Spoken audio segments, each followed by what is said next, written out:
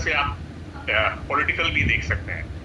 Okay, US में ज्यादा से ज्यादा कुछ 18-20 लाख किसान हैं, ठीक है।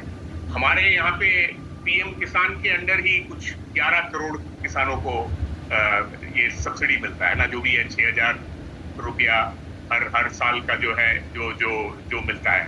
ठीक है, हम लोग मानते हैं कि 11 करोड़ किसान नहीं है, तो कोई लोग कहते हैं 15 करोड़ है। मेरा मानना है कि 5 करोड़ से ज्यादा नहीं है जो सीरियसली खेती करते हैं, मतलब खेती पर जो है उनका उनका जो है जिंदगी उस पे निर्भर है, ठीक है। उनका मतलब कमाई जो है खेती से आता है। मुझे नहीं लग रहा है ये 5 करोड़ होगा, लेकिन जो भी है 5 करोड़ भी बहुत कम नहीं है, है ना। अगर अगर हम लोग 5 मेंबर का लेंगे तो मतलब कम से कम 25 करोड़ लोग जो है इंडिया में जो है इससे जो है प्रभावित तो होंगे, है ना। और उसके साथ अगर हम लोग ये भी एग्रीकल्चरल लेबरर को भी डाल देंगे, है ना, ये सब जो है, तो अगर अगर उस टाइप से अगर देखेंगे तो ये मामला थोड़ा गंभीर है, ठीक है। और जहां तक यूएस का सवाल है, उनका मेन मुद्दा जो जो है, एक तो वो हमारे जो है जो जो क्रॉप्स जो जिनको उनको सबसे ज्यादा जो इंटरेस्ट है, एक तो मक्का है, ठीक है, एक सोयाबीन है, और एक जो है कपास है, ठीक है।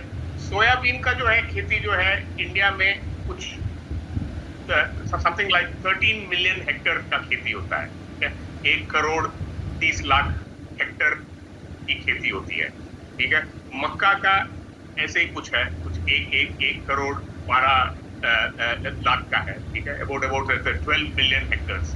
और इसका जो है कपास का I think about 10 million hectares, तो मतलब 1 करोड़ किसान। तो अगर आप देखेंगे कि अगर हमारा जो है एक किसान का जो है 1 हेक्टेयर का ये होगा, होल्डिंग होगा, मतलब 2.5 एकड़, ठीक है, तो इतने किसान जो है प्रभावित होंगे, ठीक है। तो इससे डेफिनेटली फर्क तो पड़ेगा। और यूएस का तो मेन मुद्दा यही 3 है जहां तक मुझे पता है, ठीक है। एक तो मक्का, एक सोयाबीन है, तीसरा जो है कपास है, ठीक है। ये डेयरी वगैरह मुझे नहीं लग रहा है यूएस को ज्यादा इंटरेस्ट है, और वो ज्यादा कॉम्पिटिटिव भी नहीं है।